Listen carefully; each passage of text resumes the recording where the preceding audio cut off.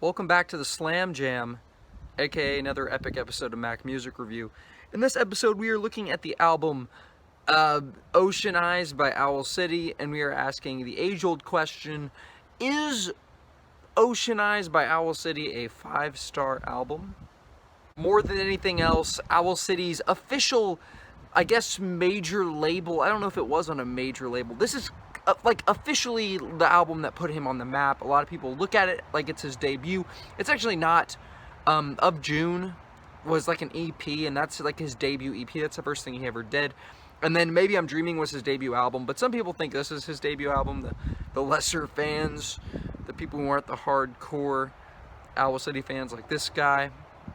But this album is very polarizing, with some people absolutely loving it so much, specifically the fans, and the website Jesus Freak Music Hideout, which gave it a 5-star review.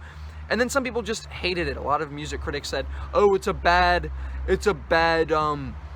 Postal Service ripoff," which is a really weird comparison. They really are not alike at all, other than the more effeminate vocals, I guess, from the lead singer. But it's not at all, and I guess the whimsical lyrics, but it's really not very and you know, some electronic music on both, but they're not that similar besides all of those similarities I just listed. The music on this thing, really great. Really excellent production.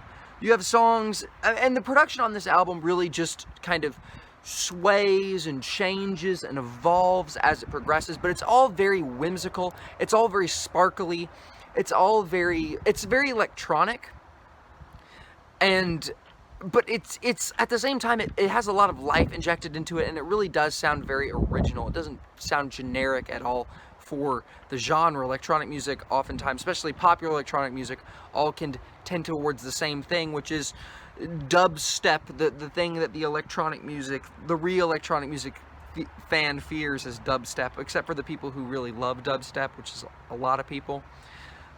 There's a fine line, and this walks the line between electronic music that's bad and boring. It's not boring at all, and it's not dubstep. So electronic music, really great on like all of these songs. It's super well produced, just sounds kind of magical, kind of amazing, kind of awesome. The lyrical content of the album is a thing that really hard divides people. Some people hate how whimsical and magical and weird Owl City's lyrics are, and some people absolutely love it. I happen to be in the latter camp. I think it really does take you to another world. I think it is music that really can transport you. And just from the lyrical content, not just from the lyrical content, the vocal delivery does so much for that as well. They're just very passionate and very original vocals of Owl City, Adam Young. And then the music, of course, adds to the experience, but the lyrics really are fantastic. I mean, I wish I didn't like, you know, there's songs like Cave In, the first song, which talks about driving a dirt bike down a turnpike, and he says it always takes a toll on me. And he says, there's a line where he says, if my framework snaps, if I collapse and my framework snaps, it'll make a mess like you wouldn't believe. And just that lyric is a great summary. If my framework snaps, I don't remember what starts the song, but that starts the line, but it's a really great line. And it's an amazing mental image of Owl City's creativity and his sense of wonder and imagination that is just seen in every inch, nook, and cranny of this album. As far as negatives are concerned, the song Meteor Shower isn't much of a song. It's very underdeveloped, and I think it is the only song that is underdeveloped, and that's another highlight of this thing, is how developed all of the songs are. They really do have a lot of moving parts. It's like what he did on Maybe I'm Dreaming, where Maybe I'm Dreaming was this album that felt like a dream. It was just weird and whimsical and kind of wonderful and just strange and just dreamlike. but it was really unpolished. The production was really unpolished, the vocals were really unpolished. It felt like it was like demo quality, like it just wasn't that high quality. And this is an album where he just took that feeling and he honed in on it and made it really great from a musical perspective. He had the lyrical ideas and he really just furthered that image and made it all succinct. But Meteor Shower is just a mess of a song, even if the production is more clean than and well defined than it is on, you know, anything on Maybe I'm Dreaming. It doesn't go anywhere and it doesn't really work. And then The Bird and the Worm is way too sweet. Another thing people say about his music is it's really sappy. You know, it's really like, people think it's like cheesy. And this is very, very, very sappy love music, where he says, if I'm the bird and you're the worm, then it's plain to see we were meant to be. And that's just cringe, bro. Besides that, besides the obvious cringe, just pointing out the highlights in the track list. Cave In, an amazing intro, just got this amazing sense of magic and music and progression, just really a great lyrics. Every mushroom cloud has a silver lining, is one of the lyrics, and it's so cool. It's such a cool intro to the album. Hello Seattle is a song that has some darker imagery and a lot of personification, just really great images, really great lyrics, this is a very vivid song. Umbrella Beach almost sounds like an EDM song. It almost goes in that direction, but it's like a wonderful Owl City version of an EDM song, which is just more open-eyed and wonderful than hard and electronic and danceable. It really just has this sense of wonder. He used electronic music to create a sense of wonder. The Saltwater Room is a song that captures loneliness and love in a really fantastic, beautiful way. And the imagery, so like an introvert, I drew my overshirt around my arms and began to shiver violently before you happened to look and see the tunnels all around me. And oh my goodness, dude, I love the lyrical content and the poetry and the imagery on this album, especially on this song. Dental Care is a joke song. This is a song jam-packed with puns about how much Owl City hates going to the dentist. And this song really feels like it was yanked straight out of a musical, out of a really fun, clever, well-written musical. It just feels like, you know, the main character's like out for a stroll and oh no, he looks at his calendar, he's got to go to the dentist. And so he sings a song about how he doesn't want to go to the dentist. That is what it is. It's great. I love it.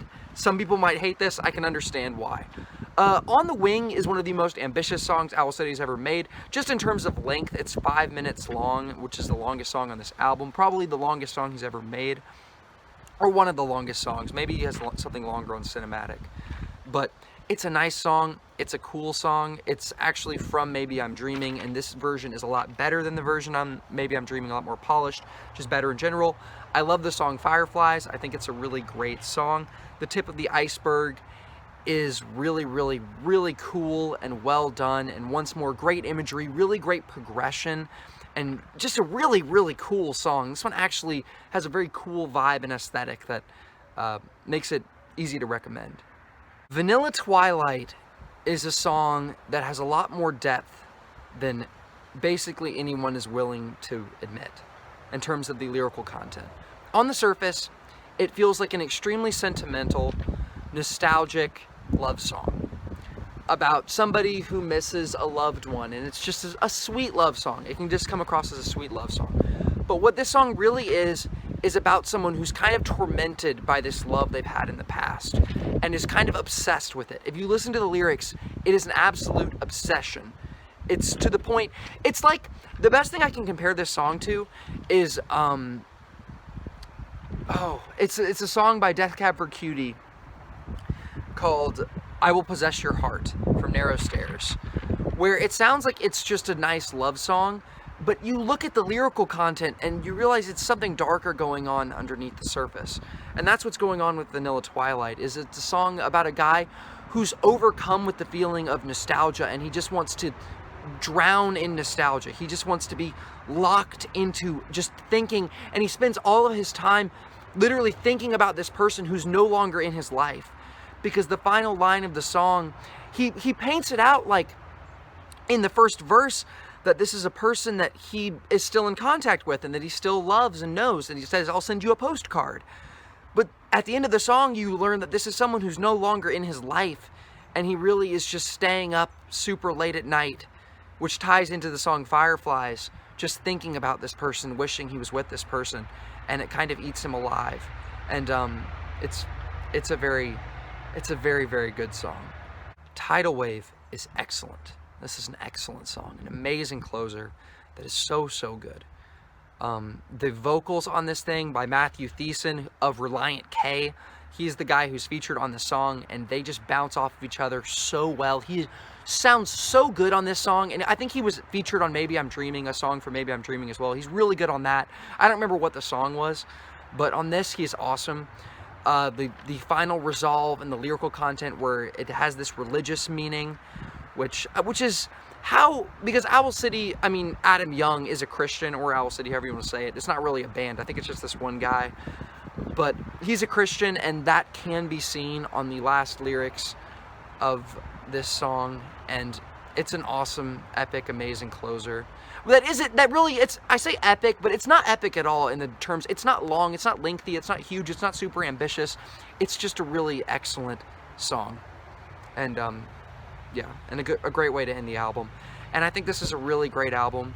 It's very special. It's not like anything else. The only thing you can really compare this to is the other Owl City album, All Things Bright and Beautiful, which is very different from this album in a lot of ways.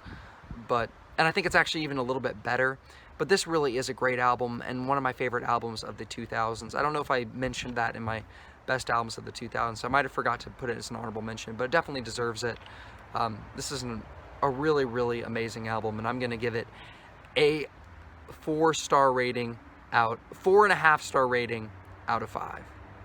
Yeah, this video is a little long. This one ran a little bit long, but I think this album absolutely deserves to be talked about because, once again, a lot of people will just dismiss Owl City entirely and say, hey, he's just a bad, it's just a bad rip-off, spin-off version of the Postal Service, which is not at all. It's not like the Postal Service. Like, that's a bad comparison. Owl City is his own thing, and he's awesome. He's really great, especially this album and All Things Bright and Beautiful, which is my favorite Owl City album, which I love so much. I talked about it on my best albums of the 2010s. I'll link both of those videos in the description, even though the best albums of the 2000s, I messed up the editing and it's terrible. It's really not even worth watching. I don't recommend you watch it. I'll link it anyway. Thanks for watching the video. Have a great rest of your day.